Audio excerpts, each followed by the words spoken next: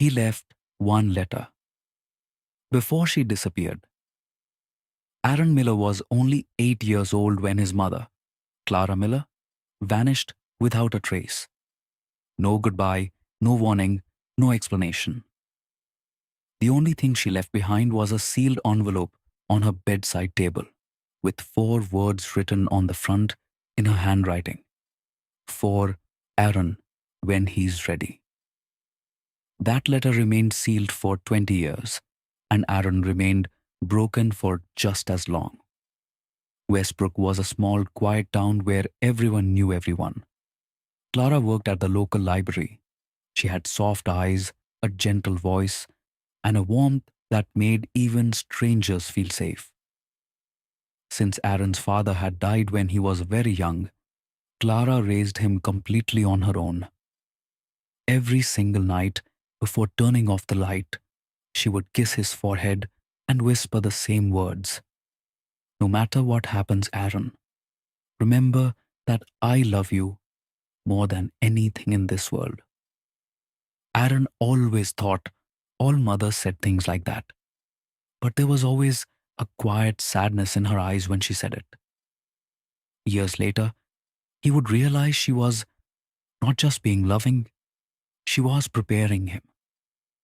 The last morning began like any other. It was a rainy Tuesday in October.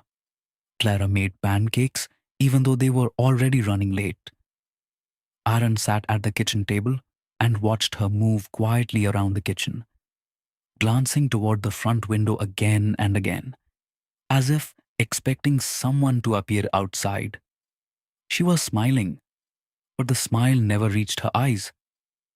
At the front door, she knelt down, fixed his collar, and looked at him in a way he would never forget. It was not the look of a mother sending her child off to a normal school day. It was the look of someone trying to memorize a face. She hugged him too tightly and whispered, "If something ever happens, trust your heart before you trust what people tell you." Aaron laughed and told her nothing was going to happen. Clara's eyes filled with tears. That was the last time he ever saw her. When Aaron came home that afternoon, the house was dark and silent. He waited. 1 hour passed, then 2. By sunset, his neighbor, Mrs. Holloway, noticed him sitting alone on the porch and called the police. Officers searched the house. Her purse was still there. Her clothes were still in the closet. Her shoes were by the door. Nothing had been packed. There was no sign she had planned to leave. Nothing except that sealed envelope. Since Aaron was a minor, the letter was handed over to his Aunt Rebecca, who became his legal guardian and moved into Clara's home to raise him. Rebecca never gave him the letter. Every time Aaron asked about it, her expression would change and she would say softly, "Your mother left. Some truths only hurt more when you read them." Those words burned inside Aaron for years. As a child, he sat by the window every night hoping headlights would appear and Clara would come running through the door. He kept her favorite scarf under his pillow. He listened to old voicemail recordings just to hear her voice. But as the years passed, hope slowly turned into anger.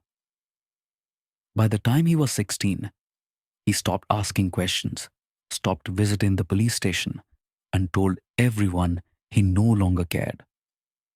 But that was a lie. Deep inside, one question never left him. Why did she leave me?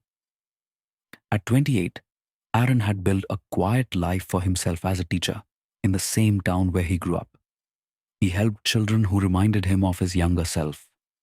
Quiet, wounded, and always waiting for someone who might never return. He never married. He never fully trusted anyone. Every relationship ended the same way because the moment someone got too close, he pulled away.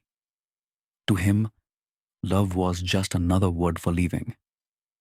Then one winter evening, his phone rang. Rebecca had suffered a stroke. Aaron rushed to the hospital and found her lying weakly in the bed, looking older than he remembered, her voice barely a whisper. Their relationship had always been complicated.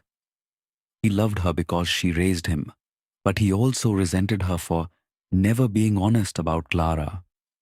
That night, Rebecca looked at him with tears streaming down her face and said, Aaron, I made a terrible mistake. He took her hand and asked what she meant.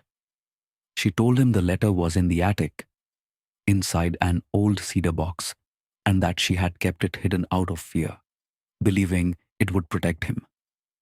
As Aaron stared at her in silence, one thought consumed him. 20 years. The letter had been in the same house the entire time, just waiting. That night, Aaron drove home through heavy snow with shaking hands. He went straight to the attic. It smelled of old wood and dust. Boxes from his childhood were stacked along the walls. After nearly an hour of searching, he found the cedar box buried beneath an old blanket. Inside were photographs, birthday cards, a silver necklace, and finally, the envelope.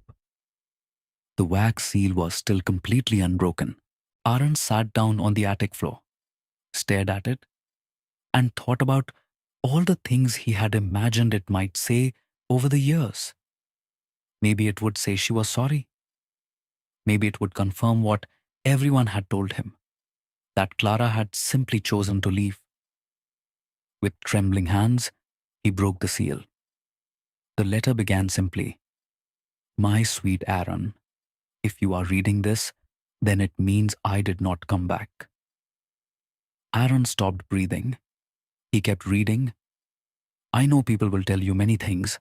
Some will say I left because I wanted a different life. Some will say I was selfish. Some will say I abandoned you. But my son, please believe this before anything else. I did not leave you. I was trying to save you. Aaron's eyes filled with tears, and he read faster. Clara revealed that Aaron's father had not died in an accident as everyone believed. He had been murdered because he discovered the truth about a powerful man in their town. After his death, Clara found his documents. He had been investigating illegal payments, missing public money, and dangerous names. She tried to go to the police, but she received a warning that if she spoke, Aaron would be next. Clara had stayed silent to protect her son.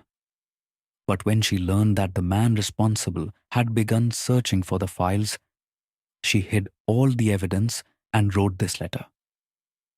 She told Aaron that in the library, inside the back cover of his favorite childhood book, The Moon Behind the Window, there was a key.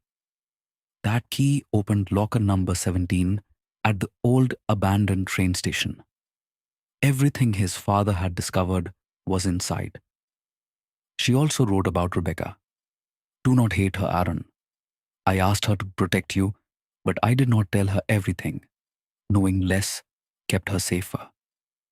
The final lines of the letter broke him completely. My beautiful boy, I wish I could hold you one more time. I wish I could watch you grow and see the man you become. But if losing me means you get to live, then I will walk into the dark without fear. You were never unwanted. You were never forgotten. You were the reason I was brave. Aaron pressed the letter to his chest and cried like the 8-year-old boy who had waited by the window all those years ago. The next morning, Aaron went to the library. He found the book exactly where he remembered it on the children's shelf. His heart pounded as he opened the back cover and found a small key taped inside, exactly as the letter had promised. He drove to the abandoned train station on the edge of town, found locker 17, and opened it with the rusty key. Inside was a metal case containing folders, photographs, bank records, and a small tape recorder. On top of the first folder was a name, Mayor. Thomas Grayson. Aaron knew that name very well. Grayson had been the town's beloved mayor for over 30 years. He had attended Clara's memorial service. He had comforted Aaron as a grieving child. He had even helped pay for part of Aaron's education. Aaron felt sick to his stomach. Aaron took everything to a state investigator outside of Westbrook, trusting no one from the town itself. The investigation quietly reopened. The truth came out that Grayson had been stealing public funds and silencing anyone who got too close. When Aaron's father refused to stop investigating, he was killed. When Clara found the evidence, she became a danger too. The most painful truth came when a hidden witness finally came forward after 20 years and admitted seeing Clara being forced into a black car near the edge of town on the day she vanished. She had not left willingly. She had been taken. Grayson was arrested. Other names were exposed, and Westbrook, the quiet town that claimed to have no secrets, was forced to face the truth it had buried for 2 decades.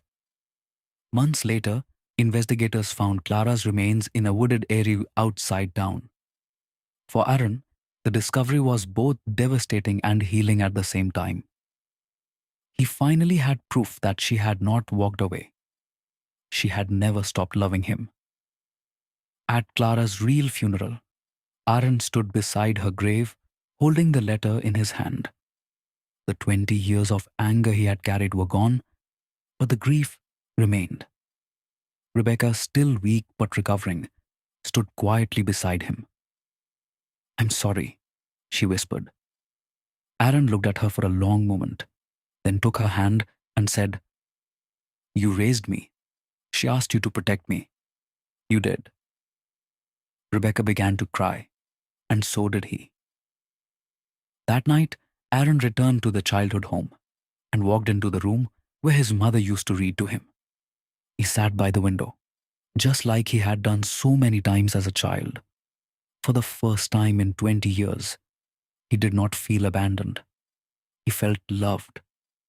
The truth had taken almost everything from him, but it had also given back the one thing he thought he had lost forever: his mother's love.